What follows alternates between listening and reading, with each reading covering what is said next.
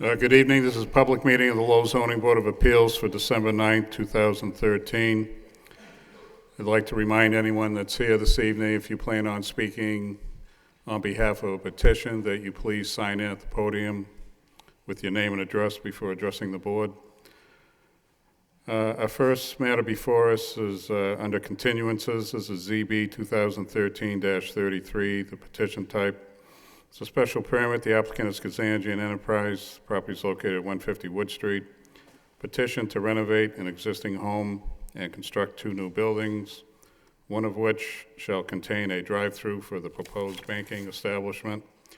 Pursuant to Article 12.4G2 of the zoning ordinance, we've received a letter from Kazanjian Enterprises. I'll read it into the record. I am writing this letter to respectfully request continuance on our special permit request for 150 Wood Street for a drive-through. The reason for the request, there have been some revisions to the existing plan, and we will not have the new plan completed in time for the meeting. Thank you for consideration of this matter. Sincerely, Alan Kazanjian. So with that said, could I have a motion? What do you think, what kind of time frame, any inclination, Mr. Chairman? I know obviously our next meeting's not till up to the first of the year, but. So Joe, are they still working with Conservation for final approval there? Yeah, both the Conservation Commission and the Planning Board. The Planning Board meeting is on the 7th week, or excuse me, the 6th, a week before this board next meets. Okay. So we won't schedule anything at this point till Kazanjian Enterprises has, I guess, taken care of business with Planning Board and Conservation. Does that sound correct? Well, it should be after both of their next meeting. The Conservation Commission will meet on the 8th. The Planning Board will meet on the 6th. So the first meeting in January could be enough time. It might make more sense to do the second meeting in January. Do they have to go before Historic also? No, they don't. Okay.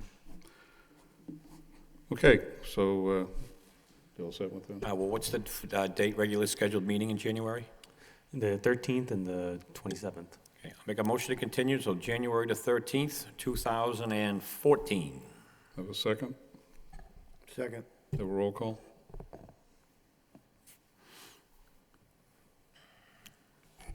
Mr. Hearn. Continue. Mr. Bailey. Continue to January 13th. Mr. Belanger. Continue. Mr. McCarthy. Mr. Perrin. Continue January 13th, 2014. Okay, that matter has been continued. Next order of business is under new business.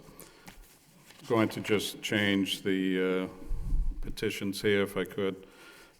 Next one we're going to entertain is ZB 2013-42. This is a special permit. The applicant is 22 Old Canal LLC, property located at 22 Old Canal Drive. The petition is to allow a medical professional office use with some counseling services on site. The property is currently vacant and lies in the light industrial zoning district pursuant to Article 12, Table of Uses of the zoning ordinance.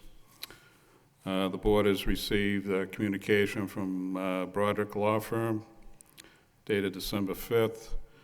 Read it into the record. Dear Chairman Bailey, this office represents South Bay Mental Health, petitioner for special permit under case number ZB 2013-42. Request is hereby made to continue the public hearing scheduled for Monday, December 9th, 2013, till your meeting on January 13th, 2014, for the purposes of allowing the petitioner to have additional time to meet the Department of Planning and Development, submit an abutter list from the town of Chelmsford, and prepare sufficient information to provide to the Zoning Board of Appeals at its public hearing. Sincerely, Kevin P. Broderick, Esquire. So I'd like to make a motion for a continuance to January 13th, 2014. For you, Mr. Chairman, I can make a motion to approve a continuance in ZB 2013-42 at 22 Old Canal Drive for a special permit to January 13th, 2014. Have a second? Second. A roll call? Mr. Hearn. Continue. Mr. Bailey. Continue January 13th, 2014. Mr. Belanger. Continue. Mr. McCarthy? Continue. Mr. Perrin? Continue to January 13th, 2014. Okay, that matter's been continued. Back to new business. Next matter before us is ZB 2013-41, petitions, a special permit and variance. The applicant is 142 LLC. The property is located at 142 Chestnut Street. Petition to provide for the rehabilitation of the Talbot House, converting the remaining structure into 4 units and construct an additional 20 units without meeting dimensional requirements pursuant to section 5.1, 5.11, number 3, 6.11, and 6.111, number 5 of the zoning ordinance. Good evening, Mr. Leites. George Theolides Jr., 133 Market Street, Lowell, and I'm here this evening in behalf of 142 LLC. 142 Chestnut Street is the property. Let me just begin by giving you a brief history, if I can, of how this project came about. As I think most of you are aware, that property was formerly a brick-enclosed structure entirely surrounded by East Merrimack Streets, Park Street, and Chestnut Street, and has been previously used as a convent and residence for nuns for many, many decades, actually. They finally moved out, and the Archdiocese sold it, and our client purchased the property. Our client is Mr. Piccioni, who's the gentleman, just raise your hand there, seated in the back. With me tonight also is my associate, Attorney George Theodoro, Matt Hammer, the ever-famous Joseph Pesnola from Hancock Engineering, and they're all part of our team. And I shouldn't leave out Walter Cahill, who's an integral part of our team. He's my bodyguard as well, but anyway. Mr. Pesnola came to us and said, I think we want to build a dozen houses on that property. And we have a great idea, some nice single-family houses and whatever. Take everything down and start anew. And we said, oh my gosh. I said, Matt, I've lived in that neighborhood my entire life, more years than I'd like to admit to. And that isn't really the right thing for that property. A perfect kind of thing, in my opinion, this was just my opinion at the moment, was something more like a Louisburg Square in Boston, where you had a whole bank on either side of a street of brick housing parcels. What then happened was Matt said, well, if you think so, I said, well, we'll have to talk to the historic board and we'll have to do a lot of work, but this is something that could and would be very, very important for this significant area, which, by the way, and I'm sure you all know, that also sits next to Kittredge Park. So that was sort of the genesis, and we then started out revisiting the entire project, especially focusing on, and you'll see it in the middle of that rendering there, the Talbot House, which is a classic old mansion house that sits there on the property. The rest of the stuff is what I would call junk. It's more like motel. It's basically dormitory, residential kind of businesses. So, tell you what I'm going to do, Mr. Chairman. I know on occasion there are times when people have said that I speak a little bit too much and a little bit too long on some of the projects, and of course I would never want that said, and I know this board doesn't really always think that way, but a lot of the work that was done by the team was done by Attorney Theodoro with me, so I'm going to sit down and be quiet, and I'm going to let him give you, along with Joe Pesnola and the client, give you the rest of the story, as they say. And I thank you for the opportunity. George? Good evening, sir. Good evening. George Theodoro. As Attorney Elides has stated, this has been a year in the making when we first sat down with DPD. And we first sat down with DPD, and initially we thought that we were going to go ahead and do a 10-lot subdivision. And so we sat down with DPD and took a look at that. And just after that, we went to the site, did a site visit with the developer, the client, and with Attorney Elides, and we walked the site. And immediately it struck us that that would not be the proper thing to do. It was wrong for the neighborhood, it was wrong for the area, and it wouldn't fit. And we took a look at the existing apartments on East Merrimack Street and the bordering of Park Street, and also the beautiful park that's there, Kitteridge Park, that borders Chestnut Street. And we went back to DPD and sat down with them, and we developed a plan.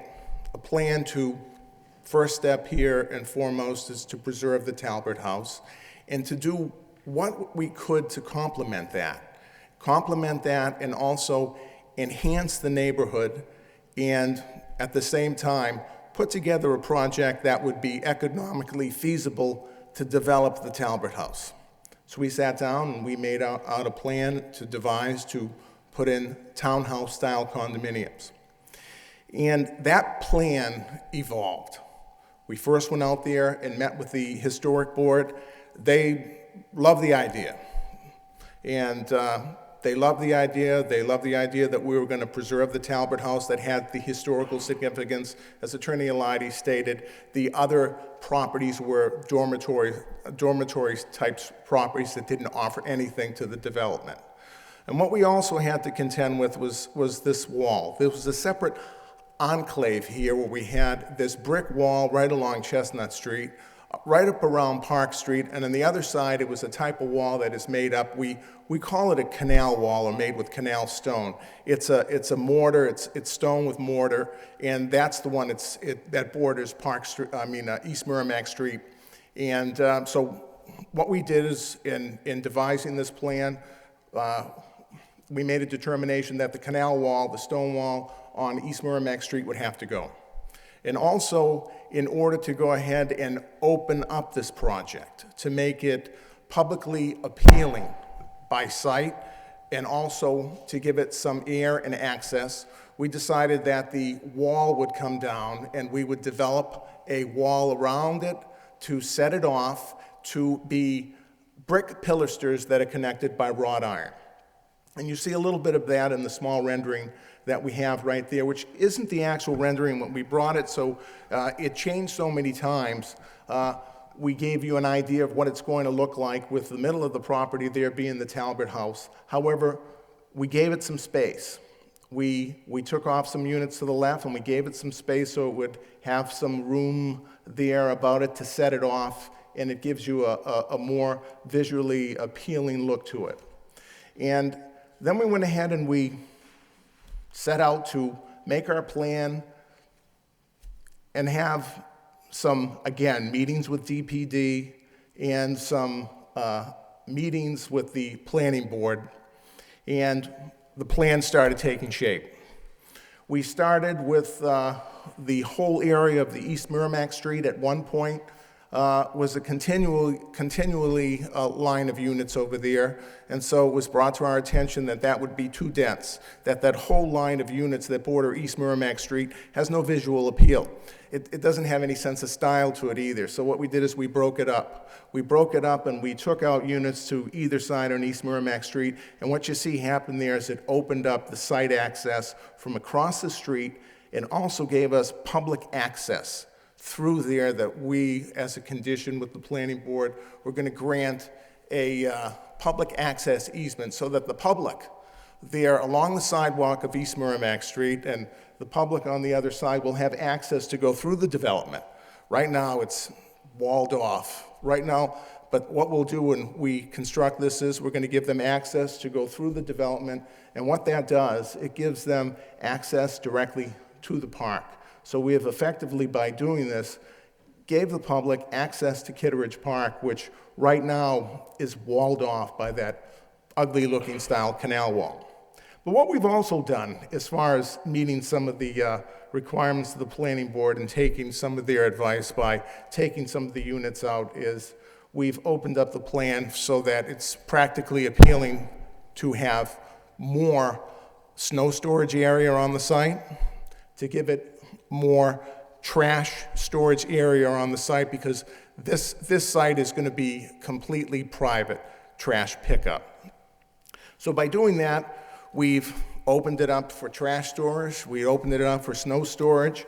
We've also given the important aspect of pedestrian access through the site so they could get from one side of the property to the other to access the park. And part of this, the site plan review that we did is pointing out here that this plan requires 48 parking spaces. However, we have 55. We've exceeded the amount of parking as required for this property. And 5 extra spaces, it may seem like we need more, but this area can accommodate many more spaces. If in some of the comments, there were comments from the traffic engineer, Eric Eby. He indicated, he made a point that traffic is not an issue over here, and then we discussed parking. One point that we're doing as a requirement for the planning board is we will be going to the city council to petition the council to allow for Chestnut Street to be accessed one way from Nesmith Street. What this will do in creating a one-way street, we won't have cars coming down in the opposite direction. We'll be able to have parking, plenty of parking on both sides of the street. And according to our estimation, which I believe Eric Eby mentioned in his memo, we could accommodate up to 20 spaces on Chestnut Street. We also took it upon ourselves to take a look at the parking situation on Park Street.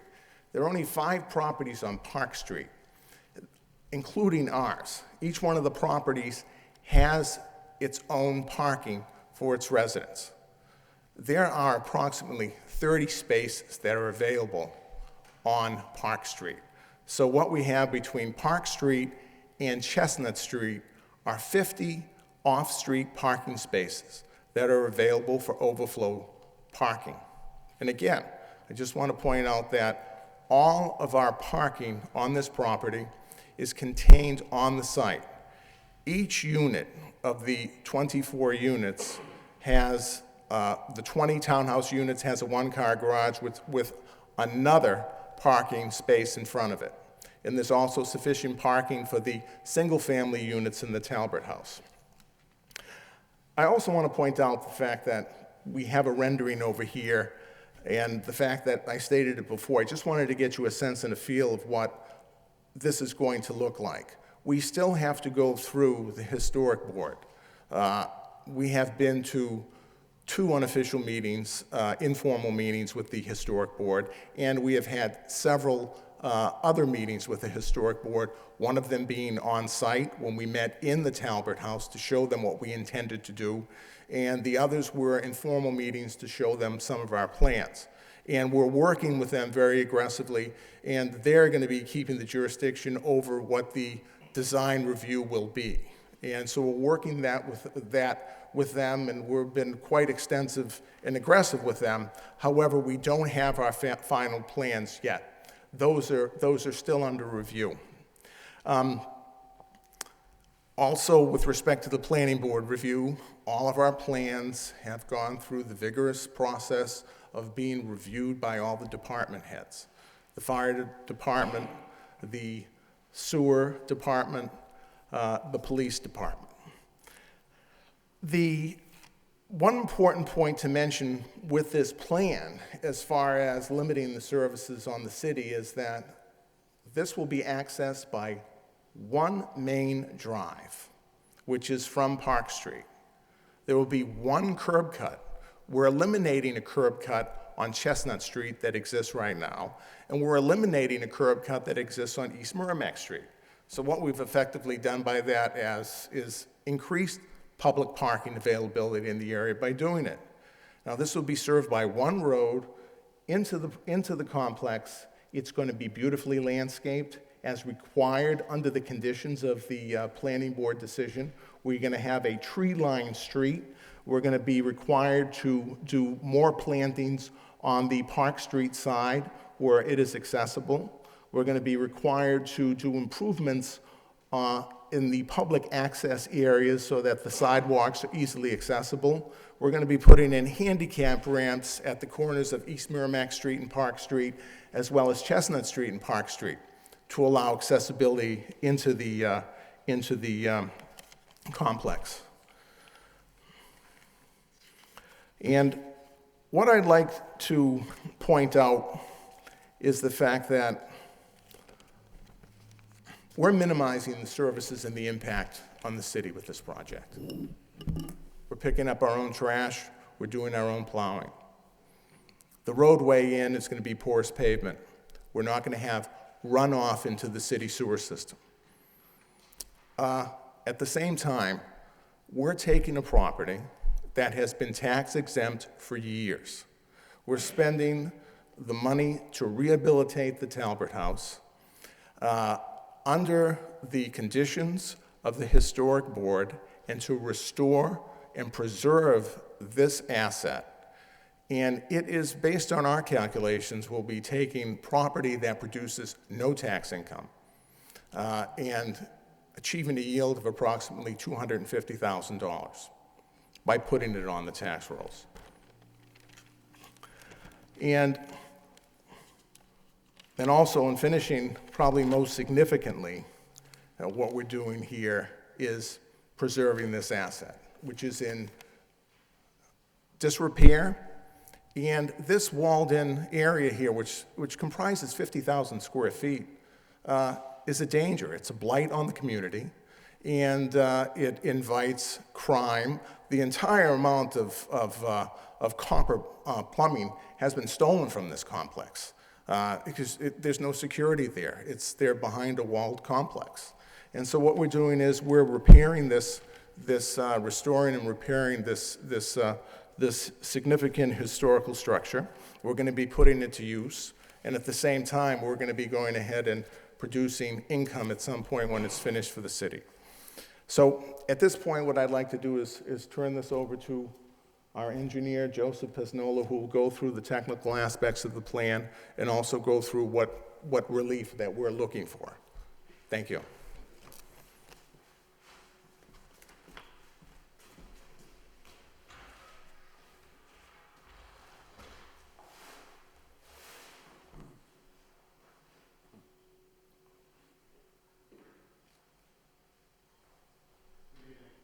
Is that on? Mr. Chairman, members of the board, Joe Pesnola from Hancock Associates. Just want to run through the layout a little bit more in detail. The overall parcel is about 1.1 acres, and topographically speaking, we have a hill where we're moving up Chestnut Street and up East Merrimack Street. So the plan would be to have these townhouse-style units step up the hill, if you will. We're going to retain portions of the brick wall along Chestnut Street and Park Street and lower it and implement some guardrail and some posts and have the front doorways elevated off of the street, so kind of a brownstone look, but in the brick facade type.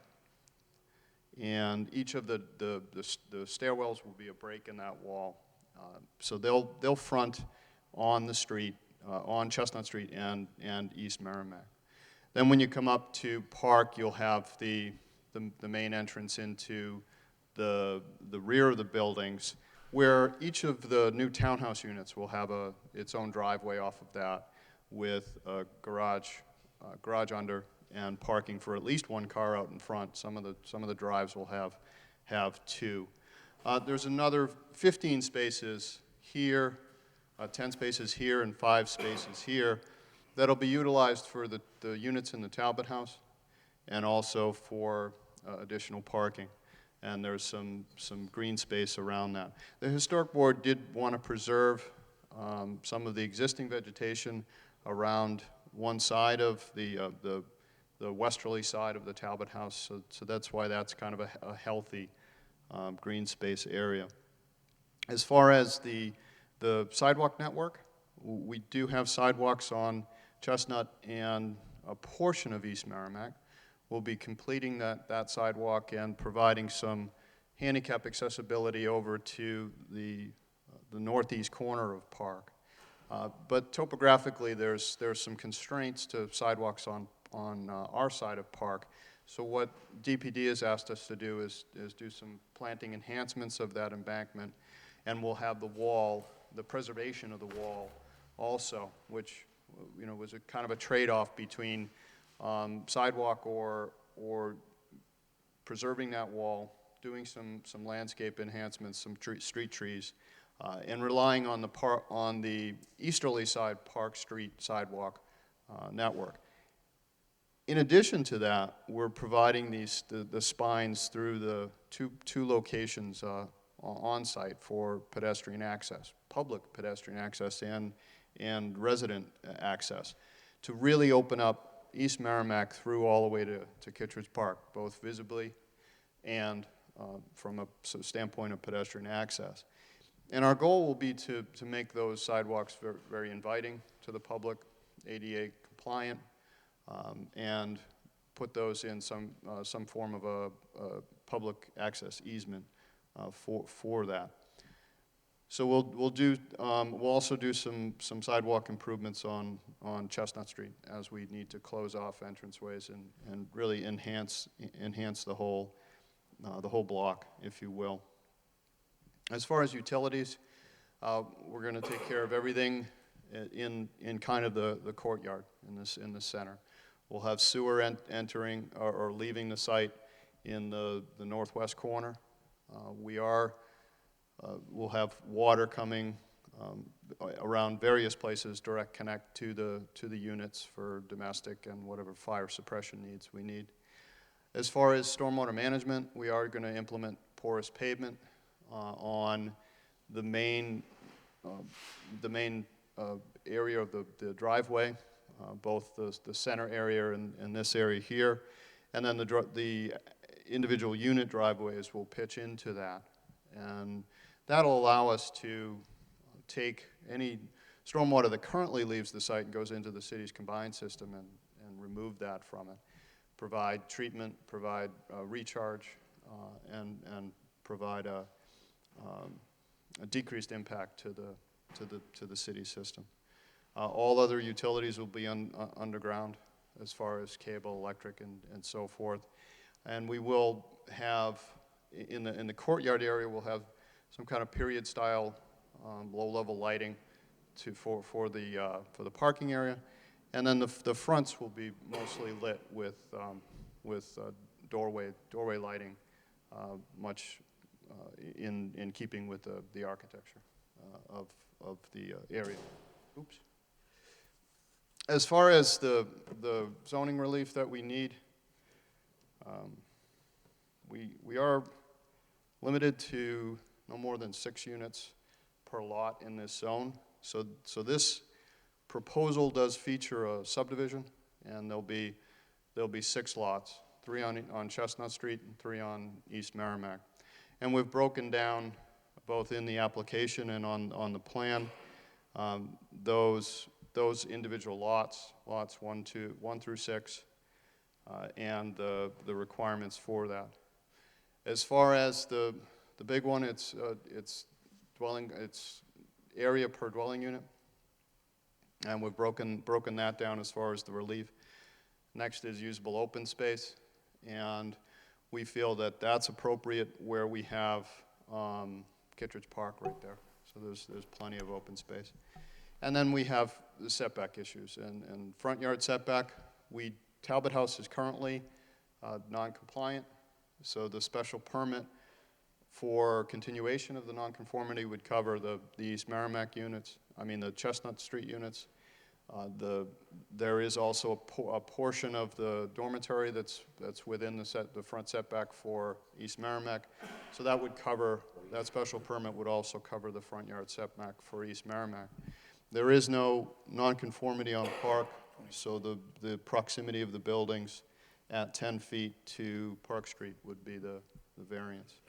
And then the side setbacks, kind of a nuance of the fact that we have these sub-lot lines within the project itself.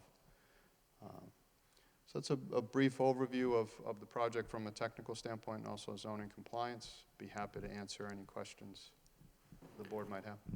I got a quick question. The relief you're looking for as far as the number of units, you said you got 6 lots here, am I right?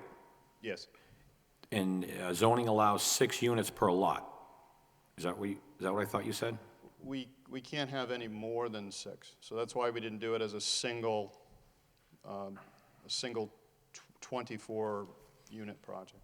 That's why it's broken up into the 6 lots. Well, I'll tell you, I'm a little confused because according to my arithmetic, that would be 36 units. You're only asking for 24, so I don't understand the relief you're asking for here. There's 2 parts. There's a maximum number of units per lot in this zone, but then there is a lot area per dwelling unit, and that requirement is 4,000 square feet.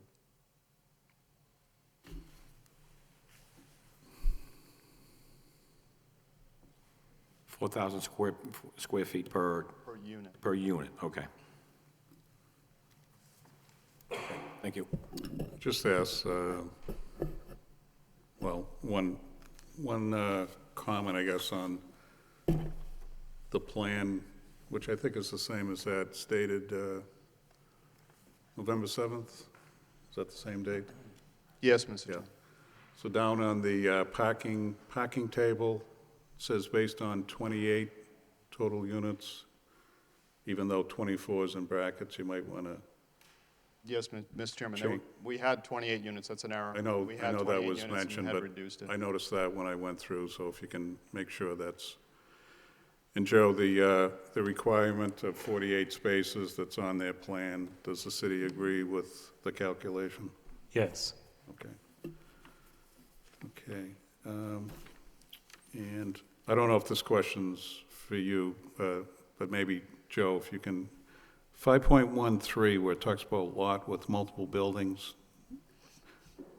The question I have there is, it talks about TMF on a lot in a single ownership. So is this a single ownership? Or how's this going to be structured, this development, I guess? To begin with, single ownership, but they're going to be developed as condominiums, but my client intends to own them in the first instance, all separately, and then eventually sell them off. So, yes, single ownership. So it will be single ownership. It's not going to be an association or anything to that? Oh, there will, because we have all these interior problems. Yep. There'll be there's going to be a condominium association that will have all of the typical requirements that the occupants have to live by, Mr. Chairman. Yeah, and I'm just reading, because I know it's referenced 5.13. I just want to make sure I understand. If it isn't an association, and Joe, the way the wording is, it talks about, TMF in a single ownership. Are we treating it as a single ownership, or are we treating it as an association, just so? Right now is single ownership. Okay. So the single ownership would fall under 5.13? Yeah. Okay, all right. And, well, I'll wait on my next questions. I don't have anything else. Anybody else have any questions for this gentleman? No? Okay. Thank you, sir.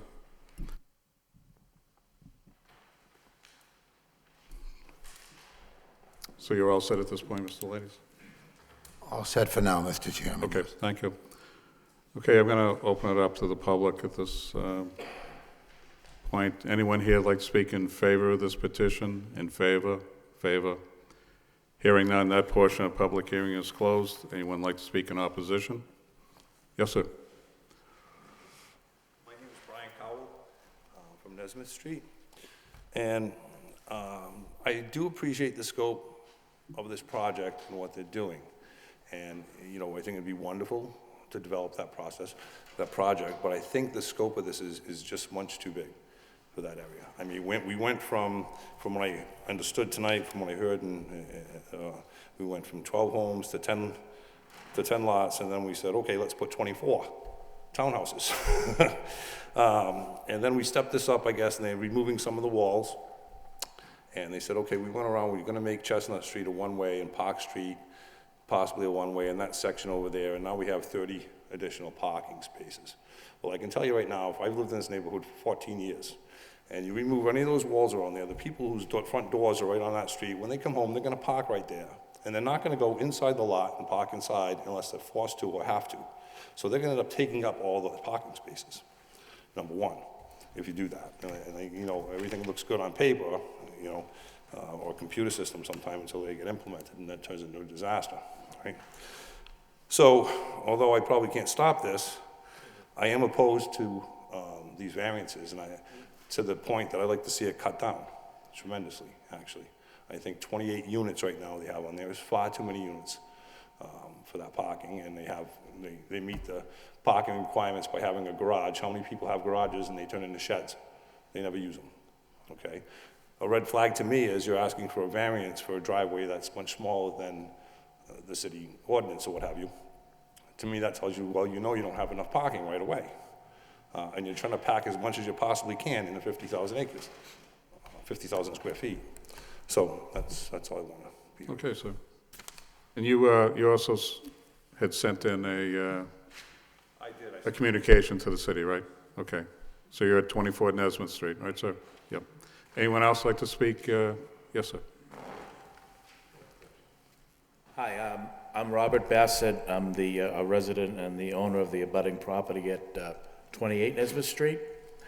And thank you for giving us the time to speak tonight. We appreciate it. And again, we really wish every success for this development. I think it's beautiful to take something that's not being used and use it to something like this, I think is great. I really only have one concern to kind of go along with my neighbor Brian, is that human nature being what it is, most of the townhouses, the folks are gonna go out for the day, leave their garage, leave the space that's in front of the garage, go off and do their things, and they're gonna park on the street.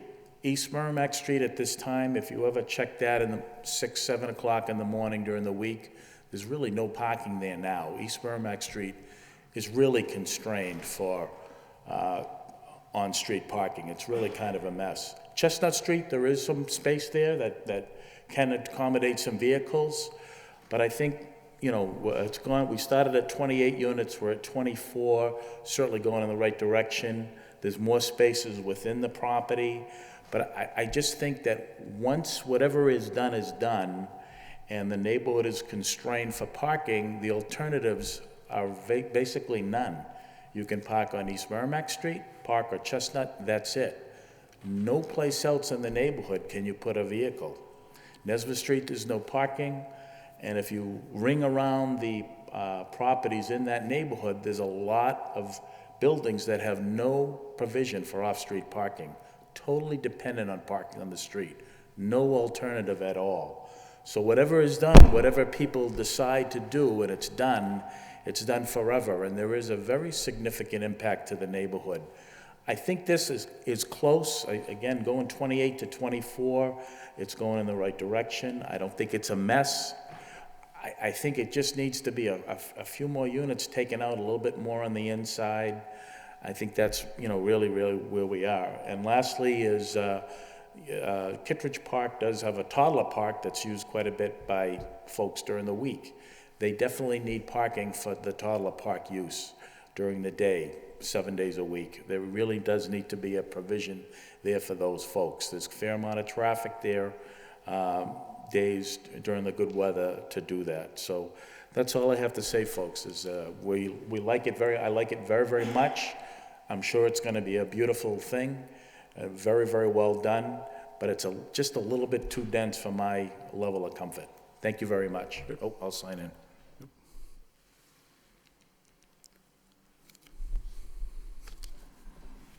Anyone else like to speak in opposition?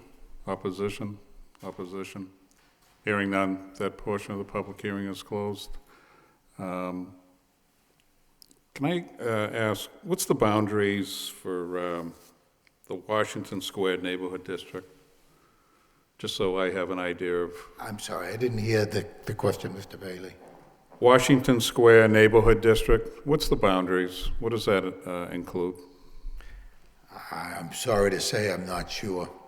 It's not a very large section, and I think it encompasses, maybe Joe knows. Do you have that picture? I know we got it to look at to deal with the historic board, Mr. Chairman, but it isn't a very large section of Belvedere because, as you know, I think there are other sections on the hill and here and there that have different designations. I know that doesn't answer the question directly, but... No, it was actually highlighted in here from the city, and I assumed, or it's kind of like the oldest home in the city. Obviously, historic board isn't looking at that, so it mustn't be in a historic zone. So I was just curious where this zone was. Is it just the area, what we're talking about? Does it include Kittredge Park? I believe it does, and I believe it includes a section of East Merrimack Street, but how far down it goes, I'm not sure. I'm not even sure if it goes down to Stackpole Street, which is at the bottom of St. John's Hospital at the light there. I don't think it goes that far. Okay, so I think we might have a gentleman. If you can just come up and address me. Mr. Dacey will tell us. Yes, my name is John F. Dacey. I live at 28 Nesmith Street, Mr. Bassett's property. I seem to recall a number of years ago, Washington Square was designated as about 4 blocks bounded by East Merrimack, Park Street, Andover Street, and Willow. Okay. And so this property, of course, would fall within that. I'm not sure that it's just a memory and it goes back several years. Okay. But it would include, of course, Nesmith and Chestnut also. So I just wanted to mention that. I think that's right. Right. But I don't know. Okay, thank you. Thanks, Jack. I have a few other remarks reference to these gentlemen. I have no quarrel with them, but there are a couple of things, but I'll wait till the board, whichever if you you want, will, Mr. Chair. Well, for one, Go ahead. I just want to make it clear Sure. that, first of all, we not only are not adding a single car to the street, all of these are on there, but as a result of the work that we're doing and putting together and the way we've looked at this, we've identified, as already has been stated, 50 additional parking. Those are not 50 of which we're going to use any, 50 additional parking spaces that are available. And with all due respect, well, go ahead. You have to talk through the chair, not... Conversation, but you're adding 50 spaces, and how many of those are garages? 25 of them, right? How many of them what? How many of those 50 spaces are considered garages? No, we're adding 24 garages, one for each unit. 24 spaces. Right. They're doubled up, okay? Is it 20 garages, George? 24, 24. 20 garages. Is it 20 or 24? Is it 24 townhouses and 4 in Talbot? Correct, To give okay. you, Yes, yeah, that's fine. The point I want to make, and with all due respect, guys, if I were living there, and by the way, I live, as you know, right around the corner, if I were living there, and the point has been brought up that people will park on Chestnut Street, I want to make 2 points. Number one, then if my wife were going to the supermarket or coming home from work or whatever she might be doing, she's not going to park on Chestnut Street to bring the groceries in when she has a garage or the rear of a garage to do it. I understand that isn't for everybody. I'm going to say one thing. The front door is right here to your house. You're going to tell me you're going to drive all the way right up the street and pull back in there? Absolutely, for safety's sake. Come on, let's be serious, guys. Well, secondly, if I may, Mr. Chairman, I'm sorry. somebody talked about Chestnut Street and the playground during the day. Thanks to Mr. Cahill, if I may approach, these are pictures that were taken on 7 different days of Chestnut Street during the day. Okay.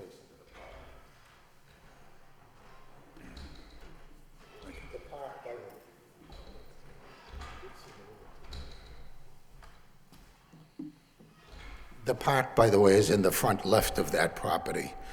The point I'm trying to make, and this is the irony, we're actually, by going forward and asking the city to make it a one-way street, producing parking spaces on both sides of that street, which will work to the benefit.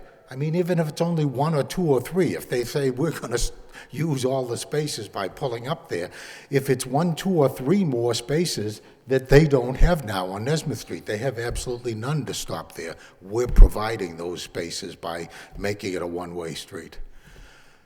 So I think I just wanted to cover that for now, Mr. Chairman, and obviously all of us will be And ready. I would assume it's going to be open parking. There isn't any parking that's restricted to residential, correct? I think that Correct. on Chestnut, there's one home, I believe, at the corner.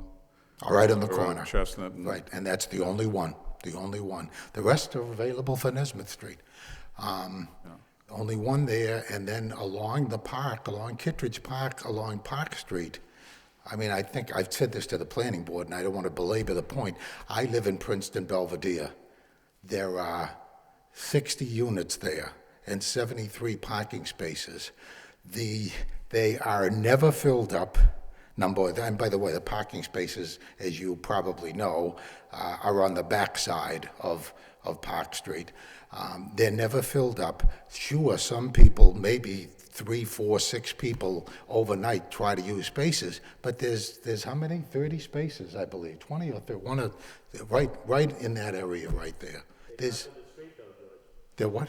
They park in the street. Human nature. People that park.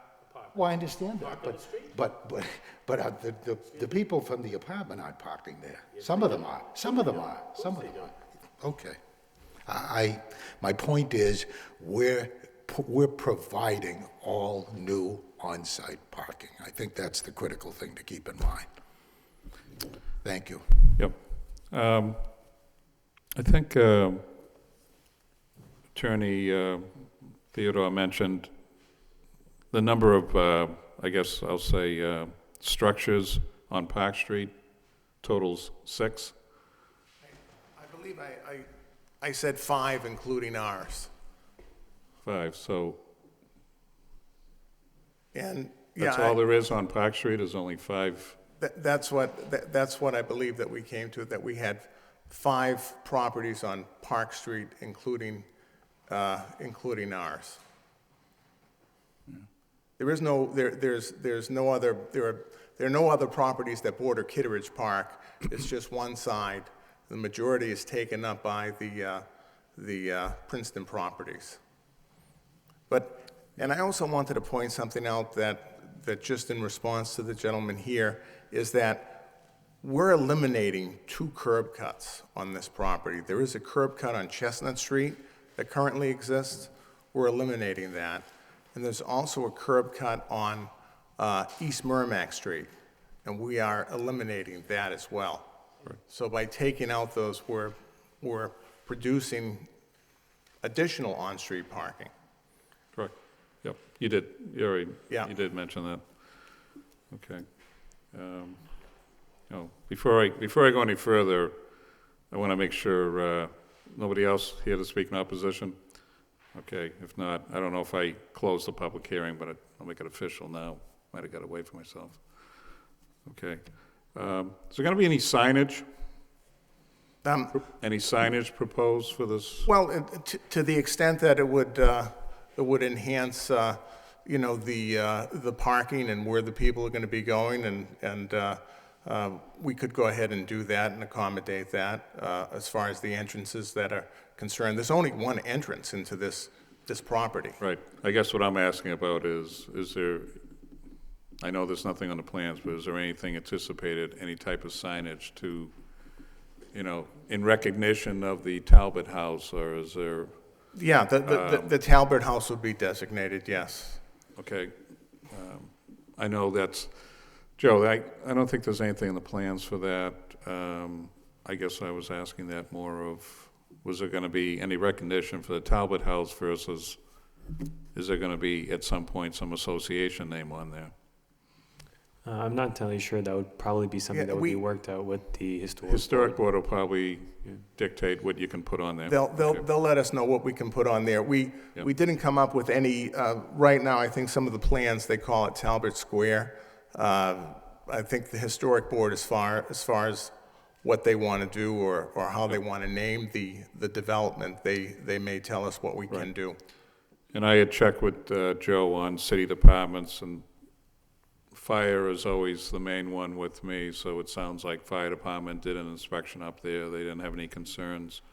And the only reason I bring it up is since it's straight into the facility, I didn't know if they had any issues with turning trucks around or whatever, so there was nothing there. I guess the question I have to ask is, you know, you're here for multiple variances, and the actual number of units, I know we've talked about the parking, and I'll be the first one that champions having enough parking. I think you've demonstrated that if we got 2 each for each unit, and it's almost like encapsulated into one area, that's, I know since I've been on this board, parking is very important, and it's probably even more important with this particular area, the way parking is. Could you explain to me how you came up with the number of units, since a lot of the variances that we're looking at, I think, are being predicated by the number of units that are in the area. If you could kind of walk me through that. I think the number of units, well, first of all, the number of units that we have right now is, it was part of the process that we went through with the planning board. At one time, we had up to 32 units. And then we broke that down to 28 units. And then we broke that down into 20 units. So it was predicated upon what would be best for the area, what would be best for the neighborhood, how would this project not only fit in with the neighborhood, but probably enhance it.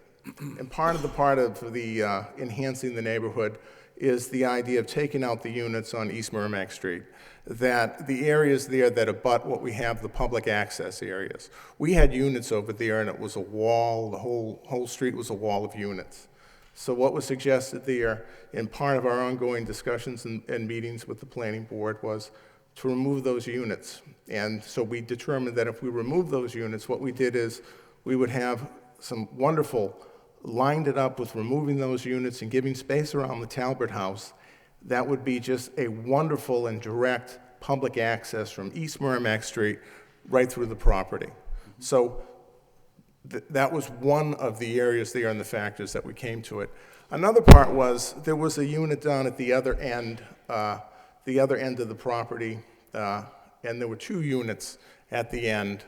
And there was an issue with respect to fire and safety there. And so it was determined that it would be better if we remove those units, and we did. So we took those units out. Okay. Yep. And then it was an analysis on the number of lots per unit that we did, and that recommendation came from DPD on how to structure it and present it. Okay. And the final element here is economically, how are we going to go ahead and build out this development, this neighborhood over here, and support the preservation and the rehabilitation of the Talbot House. And that's, again, an economic factor, and it's predicated on the minimum number of units that we need to do it. Okay. You also show on the plans usable open space, especially around the Talbot House. Can you just explain briefly what you're going to put in there? Well, the area around the Talbot House, Joe, you want to come up? We decided to give it a little breathing room, and go ahead, Joe. There's some existing vegetation, trees, nice buffer existing in that area that the historic board wanted to retain, so there'll be retention of that. Then in the back, we're going to develop at these landscape islands some street trees that will have this really feel like a courtyard with street trees, and again the period style lighting that really will bring that attention to that. The front is going to be, there'll be some landscaping in the front, but the real focus there is the architecture. It's the walls, it's the wrought iron, the pilasters, the front steps, and the buildings themselves, the brick on the buildings themselves. So the landscaping there will be mainly something to complement that view. On Park Street, DPD has asked us to try to do some additional plantings on that embankment and some additional street trees. So that will be kind of the landscape theme. Speaking of the landscape island areas, the city had a couple of notes here, one being having curbing installed around the landscape islands. Any issues with that? Are you in agreement with, if we Yes. set that as a condition? Yes, Yep. we understand that to be a condition, and we'll implement that in the plan for these landscape areas that jut out into that streetscape. Yep, okay. All right, I'm going to open it up to the board at this point. Dennis? Through you, Mr. Chairman, I'd like to learn a little bit more about the plan itself, but I first want to say that it is stunning. And I love the fact that the parking's hidden and that you really have this wonderful streetscape, which is similar to what the neighbors have on Nesmith Street, where the houses don't have driveways, I don't think. And so it really is this kind of walking kind of neighborhood aesthetic. And you've maintained it by taking all that parking away from the streetscape to the back court space. And I really think that's a great gesture. That being said, I'd just like to kind of go through a few of the details here that you have. The trash receptacles or dumpster locations, are they on the plan? No, we're envisioning that there'll be individual rollout units that will be kept in the garages, and then the Talbot House will have a small corral, a fenced-in corral for bins, and then the private trash hauler will come, down the aisle. They'll roll them out to their curbside, and there'll be pickup there. So that'll eliminate the need for a dumpster. Great, okay.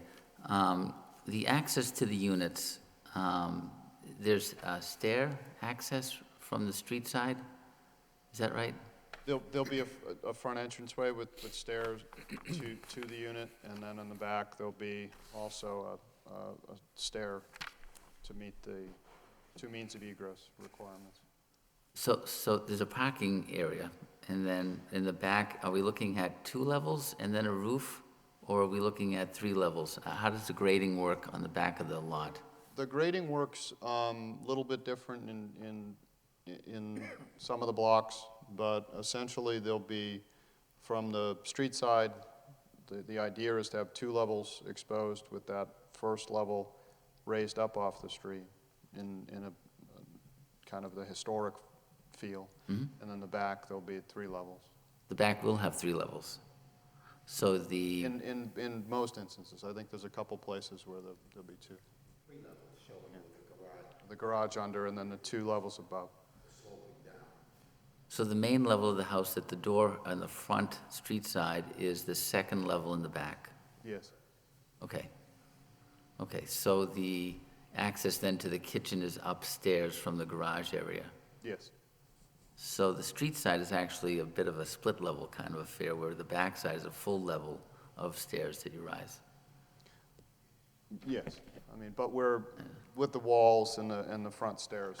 I just wanted to understand exactly how the whole thing operates. And then you have this broken down into 3-bedroom, 2-bedroom, 1-bedroom units. in the Talbot House piece, you've got that broken into 4 units. 4 units. And are those all single-bedroom units, or how's that arranged? Yeah, they're all, I believe they're all single They're all bedroom. single, okay. And so these townhouses that all seem to have the same footprint are varying in size as far as bedrooms. So are they sometimes 3 bedrooms and sometimes 2 bedrooms, or how does that work? I believe they're all 2 bedrooms. It's listed differently on this ZBA Board of Appeals plan. I think it's listed here in this relatively tiny print that we're struggling to read here, in my opinion anyway. 5, I'm sorry. I think, Mr. McCarthy, I think, again, because there's been so many iterations, there was a time where the historic board folks thought that they might want to have a facade on the Park Street side as you entered into the building. So we were going to sort of twist things there and then double up a unit and make for some 3 bedrooms. I apologize, we didn't do that. We went back to the two-bedroom ones. So that's probably why the 3 number shows up there. Does that answer your question? Okay. So then you're saying there's 24 units, 2 spaces required per unit if you have 2 bedrooms or less. Correct. So that's 48 spaces required. Correct. Okay, that makes sense. Thank you. Okay. Thank you. All that math works. And then you're providing an additional 8 spaces beyond what's required. Yes. What a great gesture. That sounds to me to make sense. Handicapped accessibility. Can you speak to what units would have handicapped accessibility, if any? I cannot. Do you know if any are going to be handicapped accessible? I think at this point, we haven't factored that in, but obviously if we're required to, and I'm not familiar enough with the handicap codes as some of these other gentlemen might be, but assuming the buildings department says we have to provide, first of all, and it's a different level, so I was going to say we have garages that go direct in, but you still have to go up from there. Right. Yeah. So the only ones that I can see that would be possible would be in the Talbot House, which that would mean you'd have ramps accessing it from, and so, because the Talbot House is raised up a bit too, so I was just wondering how you were accommodating that if you were Yeah, doing that. it would most likely be the 2 lower levels on the Talbot House because they are single-level Yep. living when the townhouses are multi-level. So you'd be somehow creating a ramp access or sloped walk or whatever to access that. Is the Talbot House a historic structure? Is it listed as a historic structure, or? I don't think it's listed. By virtue of the fact that it's in Washington district, right. Okay, so that's the only. It's not in and of itself. So that's the, named but that. that's the only criteria then that we have to help it get restored is the fact that it's in that neighborhood district, Washington Square neighborhood. Okay. The historic board has a whole write-up on the history of it and all of the Sure. other. In fact, George is bringing me that now if the board has any interest in it. But it's you know, I don't know if you're familiar, Mr. McCarthy, with the sheets am. they have that Yep. do them. Yeah, and so it is listed, but as part of the Washington Square. And so your intent is to restore the main structure of the house or the entire house, or, I mean, it seems to ramble a little bit, and it's hard to know where the pieces. Main part. There is a huge Right, wing that goes off the back there, which is all coming down. The Okay. only thing that's good in that section, because it's almost all dormitory like you would expect in a, I shouldn't say prison-like, but almost. Don't say that. Yeah, the only thing that's good in there is there's a beautiful old stove that I'd love to get my hands on, but that's another story for another day. There's the main part of the house, and then there's a 3-season porch over on the right side. So that's the structure that'll be retained. Very nice. Drainage. So right now, the site doesn't have previous drainage, and how are you going about handling water runoff on the site? Is there anything to deal with the roof runoff? The roof runoff will be a combination. The front of the roofs will go into small rain gardens in the front of the units, so that'll enhance the small landscaped areas. And then the backs and anything additionally from that will be brought to the back, to the courtyard. And underneath the porous pavement, there'll be a stone recharge Right. area, and we'll pipe that roof drainage into that recharge area. Great, great. That's a nice improvement. Site lighting, there's going to be some security or site lighting in that parking area in the center there, I imagine, is that right? Yes, what we're envisioning is small 15-foot poles that'll be period style. And those would be on, as far as the tenant association deems appropriate, or 24 hours, or, I mean, all evening, or something like that? So it'd be almost like security lighting at that point. Right, the association would have to decide what Right. the exact timing was, and maintain it as well, but I would imagine that they'll probably keep them on during, I think there'll be a provision, most of the situations I've seen like this, Mr. McCarthy, require the lights to be on whenever it's dark, all during the dark period. Sure, yep. Today's 15 hours a day kind of thing. The only thing about the design that I kind of am struggling with is that none of the tenants have their private outdoor space. They're all in a communal kind of shared space, and they can park across the street, but they don't have an individual spot for a grill or a couple of lawn. I mean, how does that handled, or do they have? I mean, people grill now, kind of everybody does. So I was just wondering what your thoughts were on how that would be handled. I think some of the units do have some small outdoor space as far as on the upper level.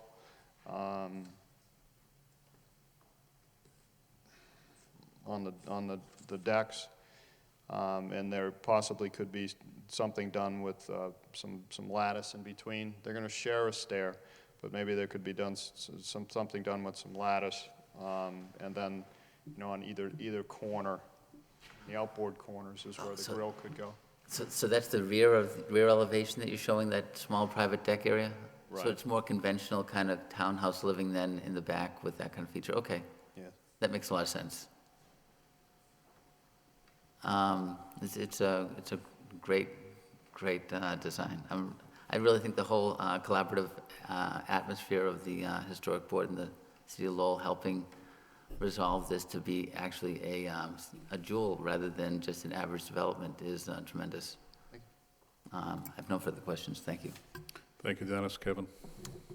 Through you, Mr. Chairman, if Dennis has blessed the design, then I guess I'm okay with it too.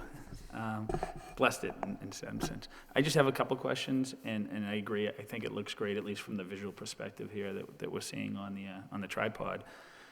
I think Mr. Lattice just said it, but just to confirm, the only structure that isn't being raised is the Talbot House. Everything else is being Yes. demoed and excavated and cleared out. No intent is to reuse any of that No.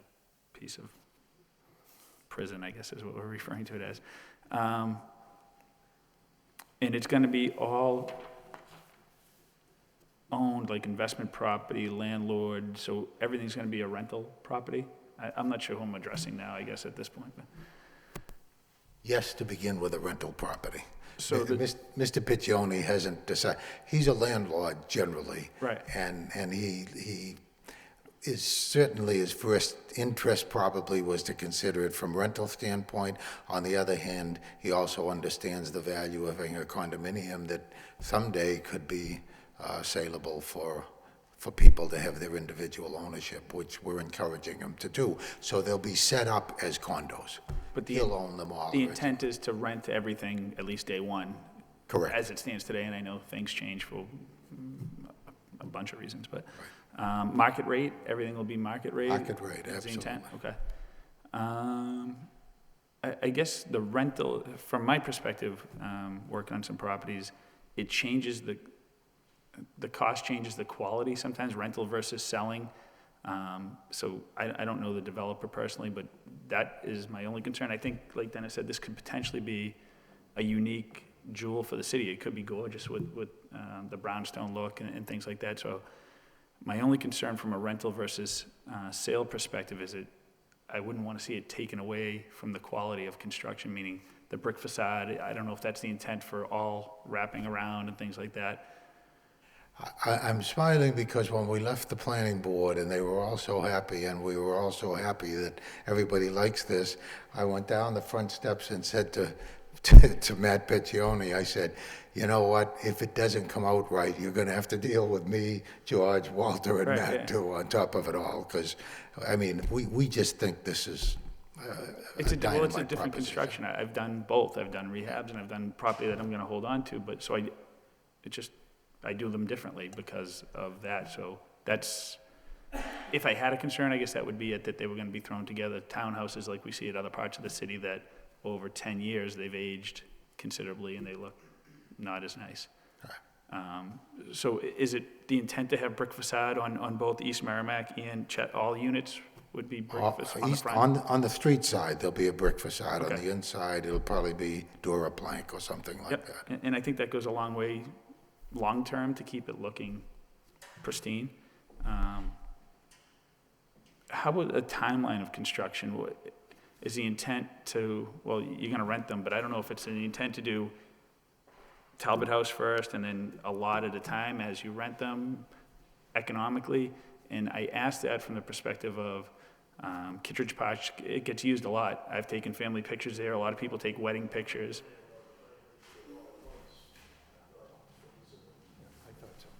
He's confirming, all built out all at once, Mr. Okay. Aaron, yeah. Like I said, I just wouldn't want to see a mound of dirt sitting there like we have seen and those are typically for sale, but just people use that Kittredge Park for, it's a nice area, so. Right. How about, is there a phase as far as what's being done first, meaning Chestnut Street versus East Merrimack or vice versa, left to right, or is there any plans of construction from that? My understanding is the junk stuff comes down, the new foundations go in, and it all gets built at once. Okay, I mean, that's just a curious thing, I guess, more than anything. I don't know, I guess you'd build back to front and work your way out. would From be- an infrastructure standpoint, we would work from the down gradient side up. And the street has to go in before anything else, obviously, to be Street and all the access. infrastructure would have to go in first. Okay, and then I think lastly, I believe they mentioned going one way to on both Chestnut and Park Street, are both gonna be, Just No, just Chestnut. Chestnut, right. okay. But parking will be available still on both sides of the street as it is today. Even more so, Mr. Aaron, as you know, I'm Right, sure yeah. you've been up the street there, and we think it'll stop the shortcutting that takes place now, on top of it all. What Mr. Eby Yeah, I said guess- was I didn't that think- Chestnut was not wide enough to have 2 lanes of traffic and Right. parking on both sides. Right. So by making it one way, it opens Okay. up that. I don't disagree. I mean, I drive by there multiple times a day. I haven't noticed it being a parking problem. I've gone to Kittredge Park, like I said, for a few different events or pictures or what have you. I'm not there at night or first thing in the morning, so I don't know what the neighbors and residences are dealing with, maybe from issues with that. But I would tend to agree that people, if you give them parking spaces, they're gonna use their parking spaces. I have a driveway, I park in it. Whether that's human nature or not, that's my human nature, so that's all I have to say. Thank you. Thank you, Karen. Gary? Through you, Mr. Chairman. I concur with my colleagues. I think this project is unique. I think it's going to be very well received at a gateway point of the city. I compliment the package, very well prepared and very detailed and lined out, and we always appreciate that as a board. I do have a couple quick questions as it relates to the snow removal. There was a reference that it's going to be private snow removal. You're going to have site spots to a certain height and then remove? On the, what I'm going to call the back side, Mr. Perrin, the left-hand side, originally someone made mention that we had a couple of units there. The planning board said, no, we want an extra, it also relates to what I think Mr. McCarthy asked. They want an overflow trash area and an overflow snow area. Everything will be plowed into, most everything will be plowed into that area in the back there. That's why we cleared that whole area out. Okay, that's a great point. And just as it relates to the fire department was happy with the, both in and out, and no need to stripe fire lanes and that nature because of the open lanes as well. And in some of that parking spots. And they actually have access from both sides because of the They do have streets here in the access all middle. around. As long as they have access to the interior and they were happy, I'm fine with that. I think the project as a whole, you're dealing with the planning board, you're dealing with the historic board, you're dealing with the zoning board and the city and our wonderful DPD department. I think the consortium of effort here bodes well on the project that you're bringing forth. The immediate thing is Kittredge Park. It's a gem in the city. It's well used. I was engaged there to my lovely bride, and then I brought my children there, and I've been there, and, on many occasions, and it seems to be more of a walker's park. So I think, from my standpoint, the reduction in curb cuts does increase parking. I think the interior parking bodes well for itself, and I think that this project is going to be a very, very nice site for the city, and I wish you the best. Thank you, Gary, for all the personal information. Corey? Yes, through you, Mr. Chairman. Either Councilor Eliades or the Councilor Theodore, can you elaborate on the builder's experience? I don't recall seeing him do any projects in the city. Perhaps I've been mistaken, but what does he have for experience in the city? Anything?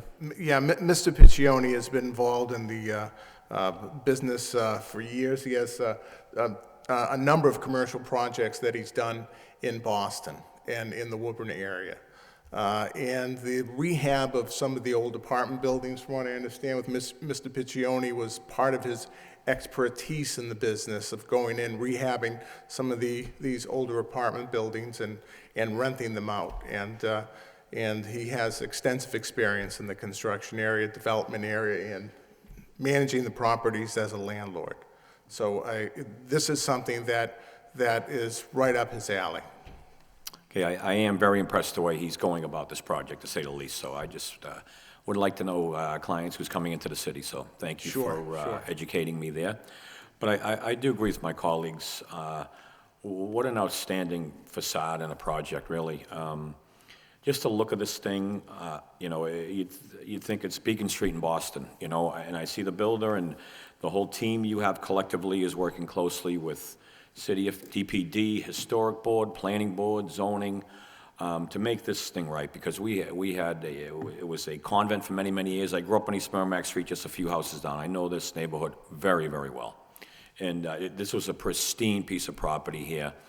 And your client is restoring it with the utmost integrity and historic significance, and I am very, very impressed. I must say, in my time on this board, it's probably top 2 or 3 projects as far as integrity, and so I want to compliment you and the builder, really. Well, thank you very much, and I just very, want to very point an aside that Attorney Eliades, immediately when we were developing this plan, he found a book in a bookstore, and it had to do with Louisburg Square, and it was immediately after we walked the site, and he found that, and he bought it, and he gave that to Matt, and he said, run up there and take a look at this, and run up into Boston and take a look at some of the townhouses. So that was right from the beginning. So he was very aggressive in that. I spend my share of time in the city as well, and that's very reminiscent, believe me. It is just awesome. It really is. I'm very, very impressed. And so I do want to compliment you, the whole team you have, and the way you've gone about things, really. So this is a model petition here in the city.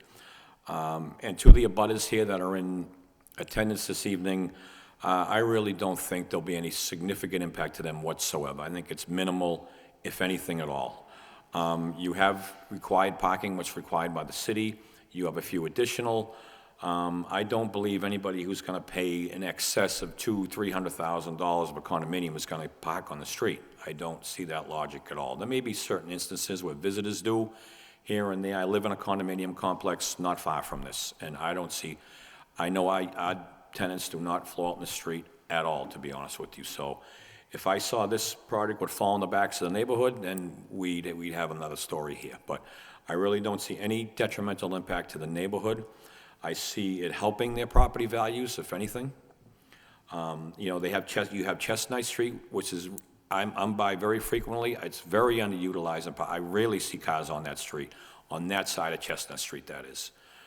So it's there for everybody. It's there for park users, visitors, and residents. And this property is now out owned privately, and it's going to be developed. And I don't think it could have been any better of an end result here. So I do support the project.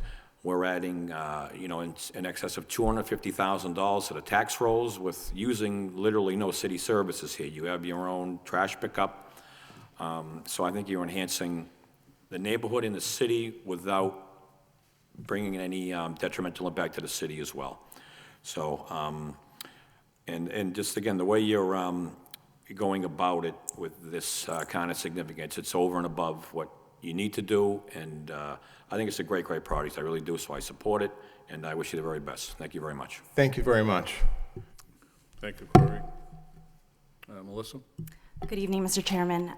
First off, I just wanted to say thank you for such a thorough presentation. It was excellent, and the rendering is gorgeous. I can't wait to see it when it's complete. I do have a few questions.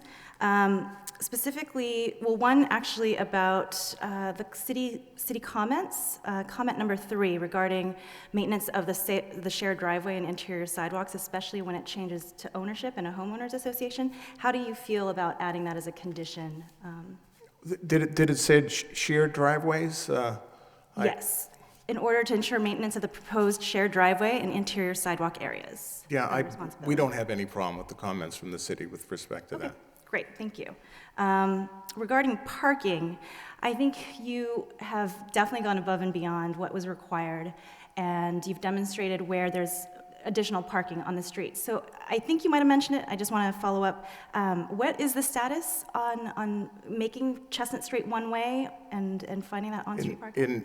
In order to do that, we have to petition the city council. Okay. And to make our case before the city council in order to do that. And that is a requirement that a condition of the planning board approval. Great. And we intend to get working on that right away.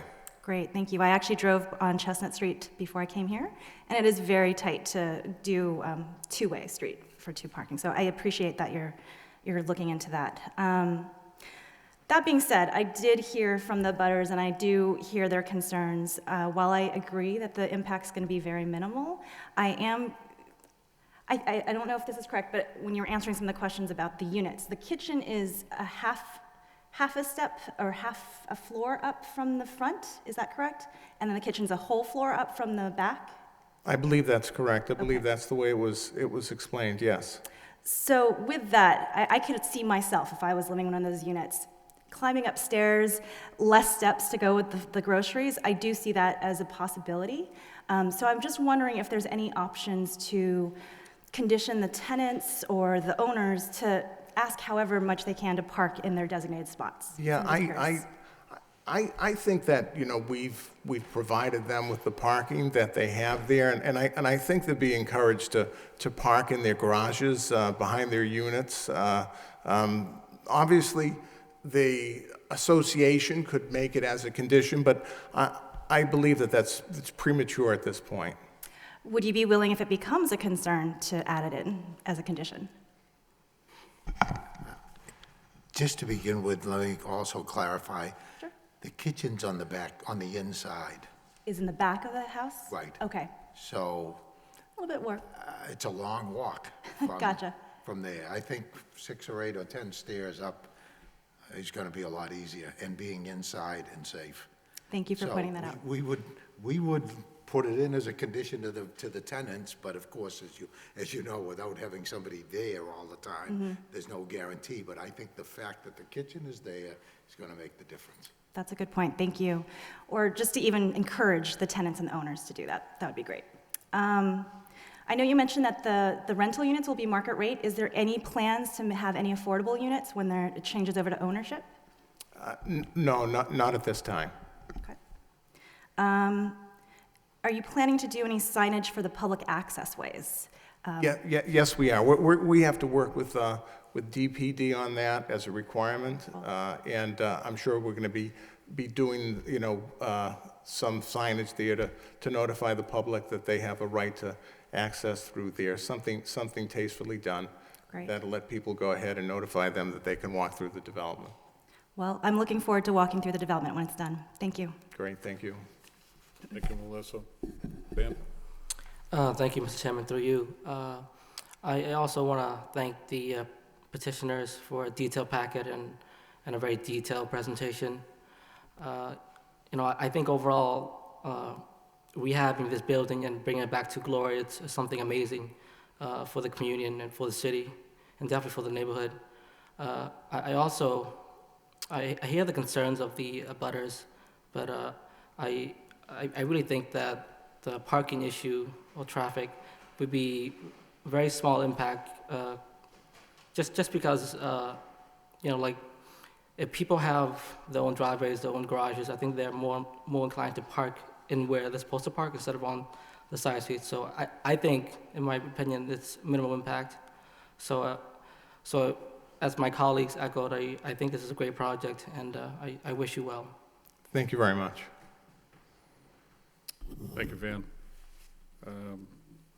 I guess just another point of clarification, the write-up that was submitted for the master plan, on the first page, the second paragraph says the proposed school. What's that all about? That may have been a typo in that. I didn't hear one person talking about a school, so strike that from the record. All right. Okay. Well, I appreciate the pictures, Mr. Leides. I know when I did my visits over there, I kind of saw the same thing on Chestnut Street. Not that Chestnut's the most important street, but the idea of, I guess, you guys would be petitioning the city for the one-way. Joe, did either petitioner mention or did somebody mention the number of potential parking that would increase by? I believe the number mentioned was 20 spaces. 20? Okay. Yeah, the traffic report by Eric Eby, I believe he mentions that if Chestnut Street is made one way so that it's accessed only from Nesmith Street, that they would be able to accommodate approximately 20 spaces on Chestnut Street on both sides. That would enable them to park on both sides of the street. Yep. Which can't be done right now. Okay, so is that something, Joe, that we would ask for a condition, that they go before council to? Well, it's already a planning board condition. Okay, I'm So sorry. Yeah. any approval, if the board were looking to approve the project, should include incorporating all the conditions of the planning board. Okay, good. Well, I think if I look at the project, and obviously you've had to go before a couple of boards, especially planning board. I know historic you're still working with, and now you come before us. I know I asked the question about the number of units in there. I believe one of the members of the planning board had, some reservations about the number of units, but again, based on this board's review of the number of variances we're entertained with, one can only take a look at the number of units that are there, and that's what's being forced upon. But my understanding, I believe Mr. Leides mentioned originally, or maybe you did, Ms. Theodore, that there were 32 original units, now you're down to 24. That is correct. So there has been, a reduction in the number of units. So I guess, if we look at I guess the last thing I'll mention, Joe, what's the issue on the stacked parking? We got a variance for stacked parking, which is kind of unique. Yeah, the stacked parking, under our zoning code, it's typically only allowed for single and two-family dwellings. All the dwellings on each lot are more than 2 units, so that's what necessitates the variance. Okay, Because so all the structures The variance, again, is a byproduct of the way we have our zoning. It's just like the way they had to come in with the 6 different, I guess I'll call it, not units, but 6 the way they different had to lots. carve up the lots. Yeah. It was being driven by the zoning. Okay. Correct. Yeah. Because again, like I said, you're providing 2 spots you're providing 53 parking, and I like the idea that it's all together like that. Hopefully there isn't issues with it spilling out, but I think that's beyond this board's control. So as far as conditions, if I can just go back to that, because I think there were a couple of things mentioned. One being, we'll condition everything based on planning board's approval, that'll be part of it. Landscaping, I know I reviewed this, the landscape island areas with curbing, you're willing to accept, I should be looking at you gentlemen, accept that condition? Yes, Mr. correct. I guess there were two different options about the type of curbing that would be used. I'm not sure which one you would go with, but, We haven't decided, but Yep. we'll go with, Okay. with either of the two. yeah. And then there was a comment from the city regarding a document for making sidewalks publicly acceptable.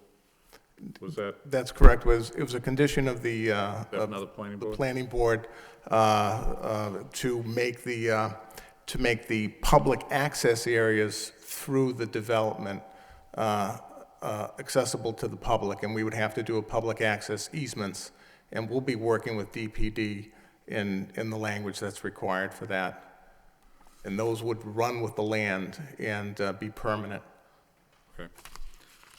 So I guess there's, I know another mention was around whether it's association or not. You've publicly declared it's going to be private ownership, at least to start, correct? At the outset, it's going to be private ownership in which the developer is going to own the entire development. And of course, he'll have the option of creating an association and turning them into condominiums. So that means privately held from start to finish until they go for sale? Is that what we're saying? I would imagine he would keep control Okay. of the development and the projects as the declarant until he deeds out the majority of the units. Okay.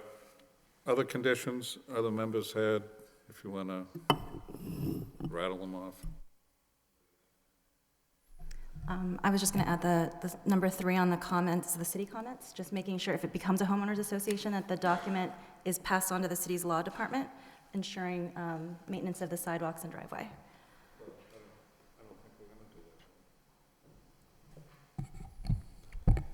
In the event the homeowners association is drafted, it would be helpful for the law department to review a homeowners association document such that the sidewalk and the common driveway maintenance is to be maintained by the association and not the city.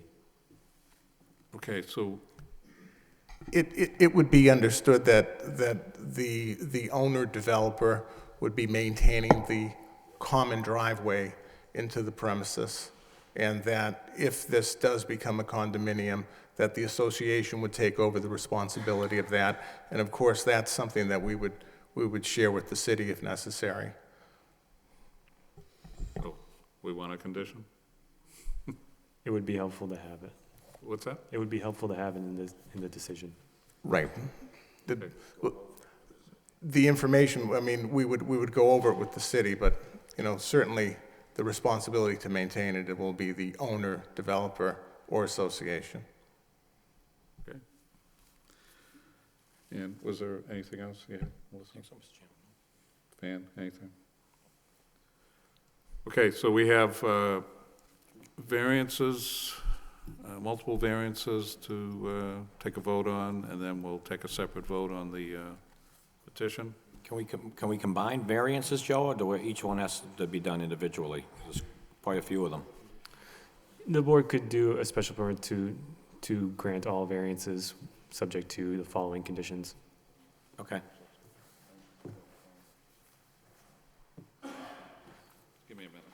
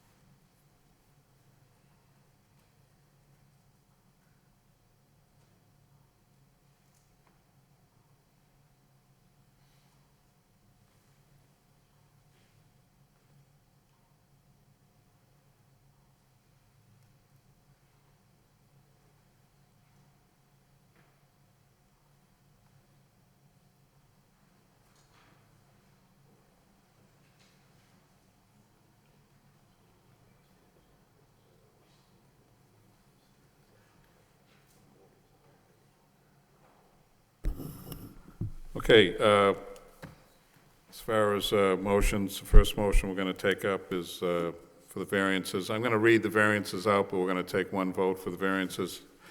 The variances are as follows: front yard setback, projection setback, side yard setback, lot area per dwelling unit, usable open space, lot coverage, curb cut width, and stacked parking.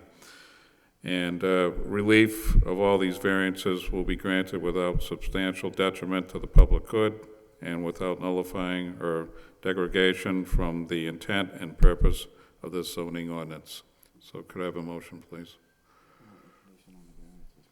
Yeah, and conditions? Through you, Mr. Chairman, I make a motion to approve the matter before ZB 2013-41 at 142 Chestnut Street for a variance with the following conditions. All conditions incorporated by the planning board will be set forth. The landscape areas will utilize curbing, and the petitioner is required to submit documents to the law department in the future for any proposed home ownership association. Have a second? Second motion? Roll call?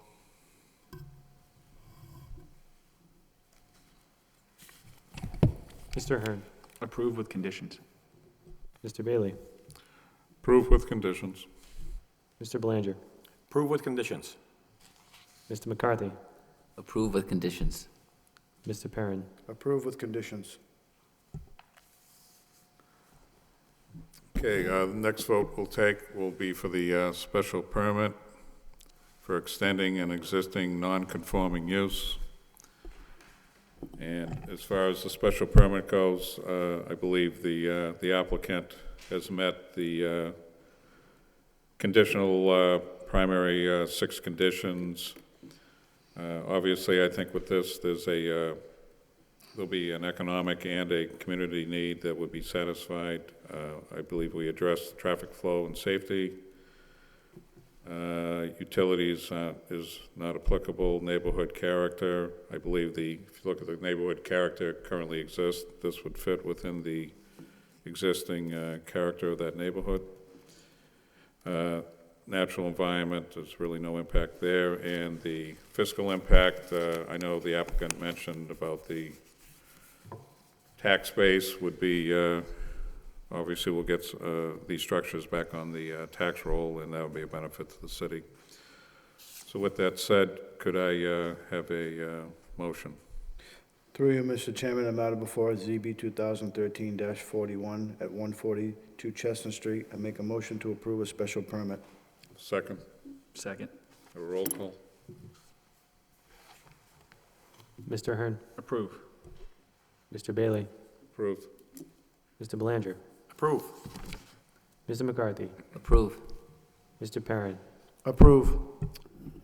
Okay, Mr. Ladies, Mr. Theodoros, congratulations. Wish you the best of luck with your plan. The whole team thanks you all very much, and we know you're going to be proud of this when it's all done. Great. We- Thank you very much. We appreciate it. Thank you. Thank you. Yep.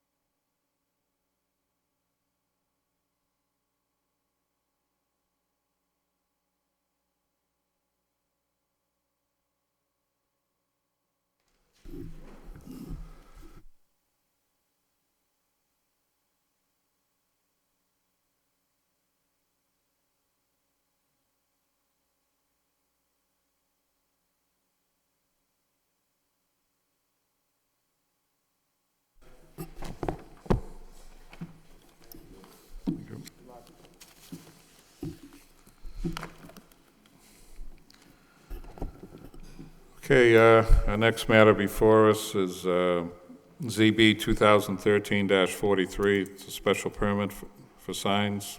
The applicant is Crescent Tron. The property is located at 11 Grand Street.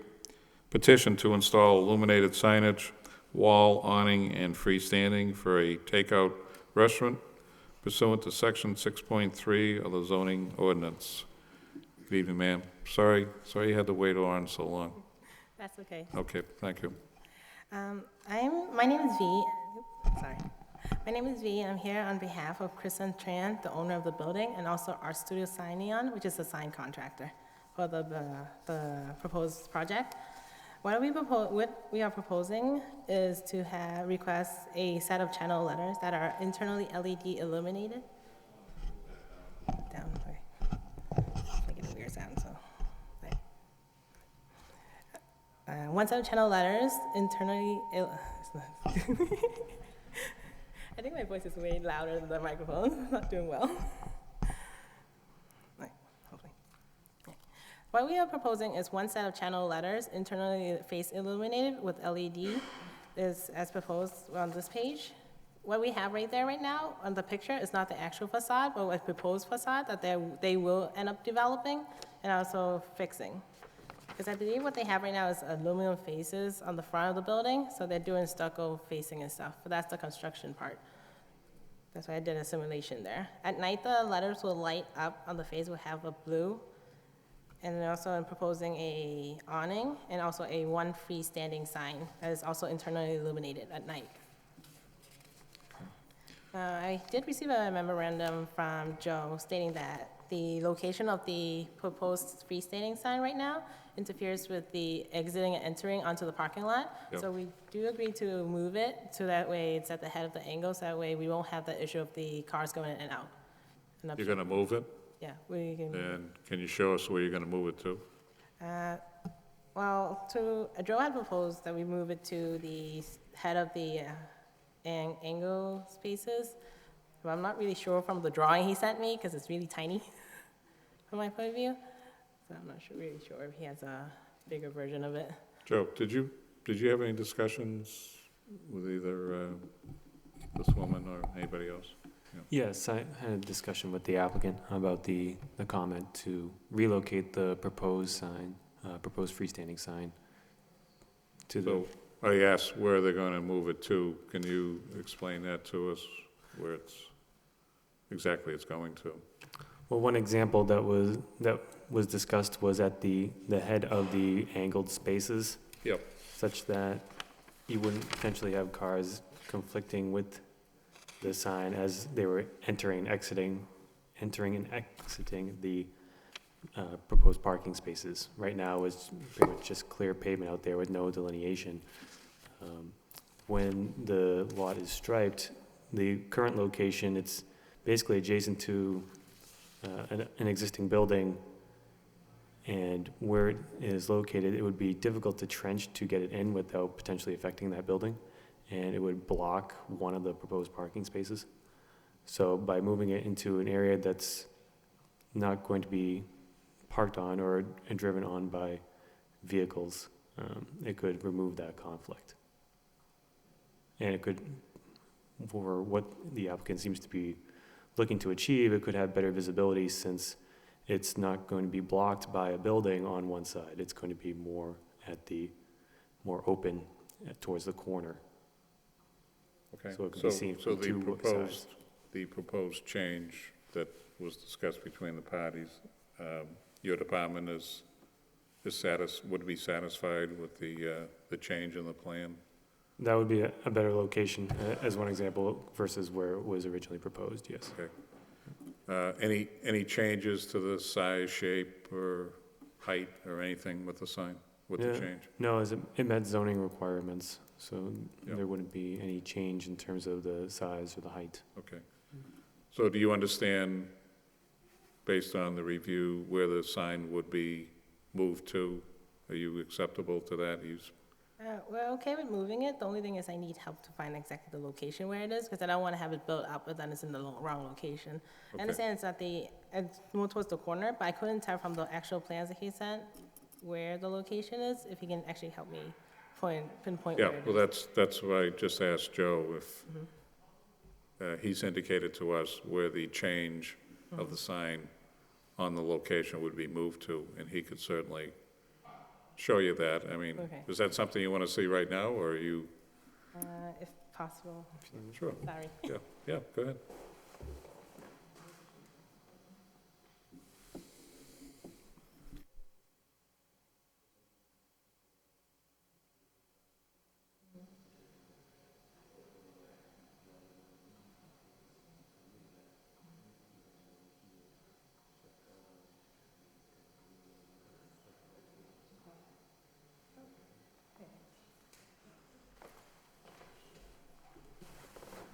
Yeah, up down the street.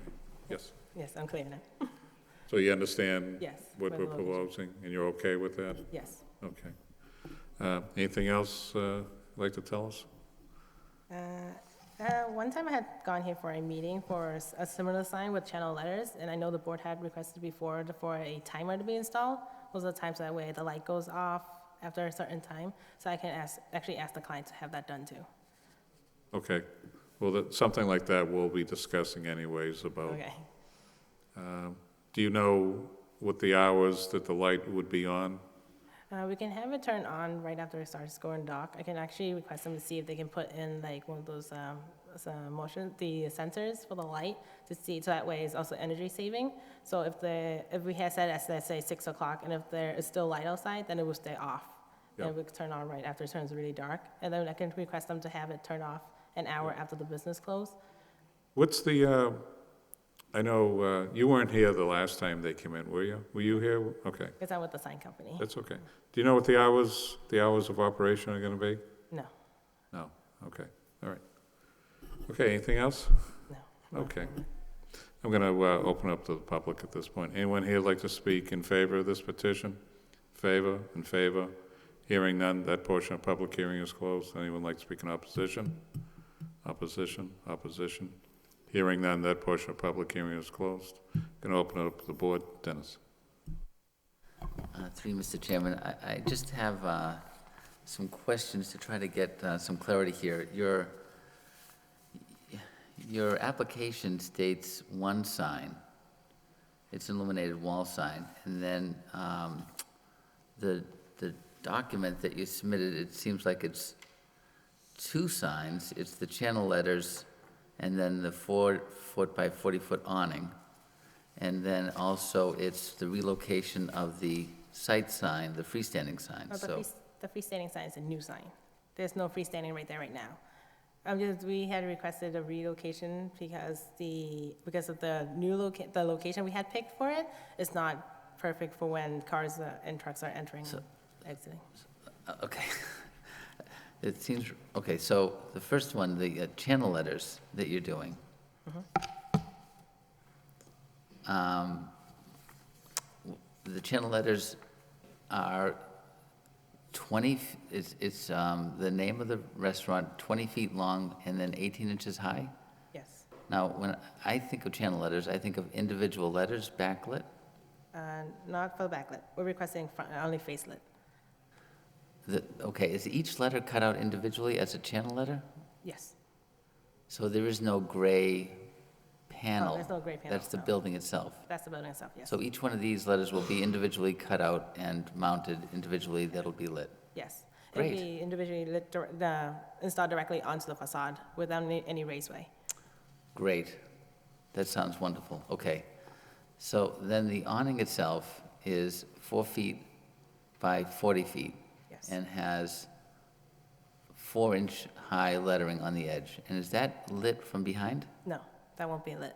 That won't be lit? That won't be lit. Great, okay.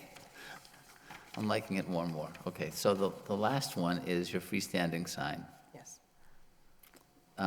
You are going up 17 feet, Yes, including the box, yes. and that is a lit sign, but the base of this sign is not protected? The base is actually into the ground. But someone could hit it with a car who's not parking. I mean, the parking on this site is relatively not forgiving. You basically have to hit your parking space, and you don't have a lot of room here. So the way where you place this sign, I'm just worried about it being knocked over with a snowplow or someone not driving carefully. Is that the intent? That you don't have any concrete base or any protection at the base? No, we don't have any protection of the base from above the ground level, because most of the time when we do signs similar to these, we're not really worried about cars hitting it. When we do it, we only think, okay, we're gonna make the sign, because most of the time the clients are not really cooperative when it comes, okay, if I tell them I need to put 4 poles around this to protect the sign, they're not gonna think that what they're protecting the sign. They might be thinking I'm trying to make more money off of the job more. But it's something I could put in a request to see if the client is okay with putting in. Which if you say, okay, it's going to protect the sign, then we can do it. I think you need to provide some signage protection here at the base, just because it doesn't look like it's going to be successful with that small site that you're on. And I'm not sure where you're going on the site yet exactly, but are you close to the street edge and the sidewalk? I believe we are close to the sidewalk. Yeah. Yes. Okay. And right now, there is no freestanding sign, so this is a totally new proposed sign. Yes. That we're putting in. And how are we arriving at the height of the 17 feet? Why is it 17 feet high? I believe when they did the layout, they were thinking about matching up to the height of the building. If I remember correctly, the building is approximately that height. We didn't want anything too high and anything too short of the building, because it won't fit with the building. Because you don't want to drive up to and see there's a massive building, and then all of a sudden there's like this really small sign in front of it, so it wouldn't match up perfectly. I think you're right. It does need to work with the building scale. But which building? Your eatery building looks like it's close to 20 feet or 22 feet high or something, right? Well, I think the building itself is approximately 2 floors. 2 floors, I'm looking at around 17 to 18 feet. That's won't it? be, yeah. Okay, It has a 50 feet face Okay. going across. then that does make sense. Okay, all right. Thank you for helping me fill in the gaps here on this. Once again, the only thing that I can see here that you might want to fix is the protection of the base of the sign. But nice presentation. Thank you. Thank you. Thank you, Dennis. Kevin? Through you, Mr. Chairman, Dennis pretty much covered it all. I just agree that I would consider strengthening some protection on the bottom of the sign, whether it be concrete base or bollards or something along those lines. Because over time with snow and things pushed against it, that aluminum structure is probably going to get ruined. Thank you. Okay.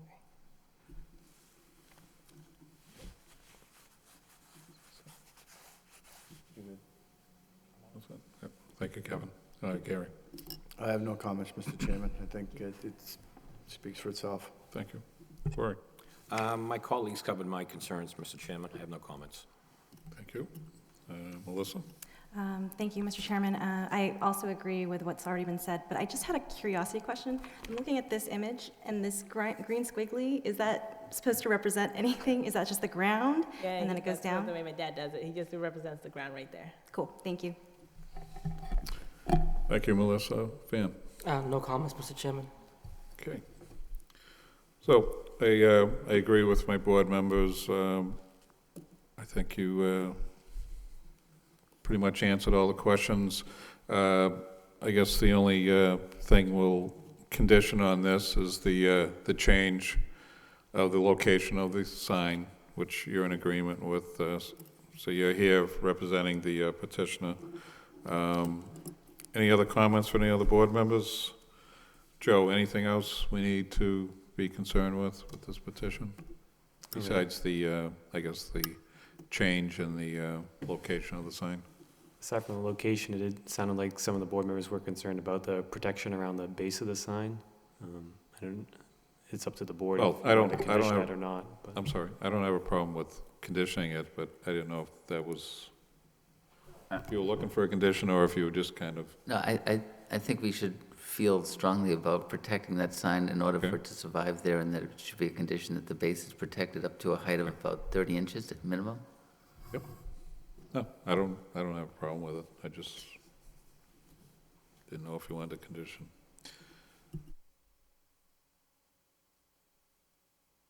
Okay, could I have a motion, please? Through you, Mr. Chairman, the matter before us, ZB 2013-43 at Grand Street for special permit. I make a motion to approve with the following condition. The change in the location of the sign must be reviewed and approved by DPD, and the petitioner will provide a protection of the sign up to 30 inches at the base. Do I have a second? Second? A roll call, please. Mr. Hearn, Approve with conditions. Mr. Bailey, Approved with conditions. Mr. Belanger, Approve with conditions. Mr. McCarthy, Approve with conditions. Mr. Perrin. Approve with conditions. Okay, well, you can tell, now am I saying it right? Chrysant? Does that sound all right? I don't know. I don't even know if that's her English name. I was looking at it. I was like, how am I going to say her name? Okay, so next time you see Chrysant, tell her, wish her the best of luck. And it looks very nice, and I think we're all looking forward to seeing the finished product. All right? Thank you. Thank you. Everybody have a good evening. Yep, have a good night. Thank you. Ma'am, can we ask why you're here? That's been continued to January the 13th. Oh, sorry about that. Okay. Sorry. Yep. Okay, so that's it. So we're going to go to other business. So anybody have any comments before I go to other business? Yes, I do, Mr. Chairman. This is my last regularly scheduled meeting, and I have a few individuals to thank, a lot actually, but a few people that stick out is former city manager John Cox and current city manager Bernie Lynch for appointing me to this board. It's been an honor and a privilege to serve for the last 10 years, and I serve with many great individuals on this board, both past and present. That's a tribute to all of you. And I also look forward to my future endeavor in the city council and serving the city of Lowell in a much larger capacity. So thank you to everyone involved who was supportive to me. Thank you very much. Thanks, Corey. Any other comments from any other board members for Corey? Through you, Mr. Chairman, I'd like to extend my gratitude to Corey Belanger for his dedicated service over the last 10 years as a civic leader on this board and within the community. He has a proven record within the city of Lowell of heartfelt concern. He is a downtown business owner and continues to fight that fight as a downtown business owner and represent the city, not only as a business owner, but within the nonprofit realm as well. His participation in numerous civic events come to mind. The Winterfest, the Folk Festival has not gone unnoticed, and his recent election to the city council is proof to his character and his commitment to the city. And we have been better served as a community with his participation, not only on the board, but within the community. And I wish him all the best of luck in his future endeavors on the city council. Thank you very much, Gary. Thank you. Anyone else? No? Okay. Mr. Chairman, Yes. I just want to say that, during my short stint here on the zoning board so far, I've learned a lot from all the members, especially Mr. Belanger. He's always very fair-minded, try to weigh all the options and considers the impact of all the community members when making a decision. I know he's made some tough decisions, and I think he's going to go on and continue to do great things for the community, and I know I and other people have big shoes to fill. So I want to thank Mr. Belanger for his service and for being a role model. So thank you. Thank you, Ben. Okay. Well, I'll make my comments very, very brief. How's that, Corey? Corey and I are probably, we are the longest two standing members, current members. In fact, when I first come on this board, Corey's the last man standing as far as the original members I served with. And I can honestly say one thing that's developed over time is a true friendship with Corey, even though we don't see one another very often except every 2 weeks. He's developed into a proven friend, and I actually learned a lot from Corey when I first started serving on this board, just watching the members, how they operated. So I thank you for that. I thank you for your service, and I hope only the best for you in both your personal and professional endeavors. Thank you, Bill. Okay. So the other thing we have tonight is Mr. Kevin. Mr. Kevin, who won't be with us after the end of this meeting. Kevin has decided to move on to greener pastures. So Kevin, do you have a few words?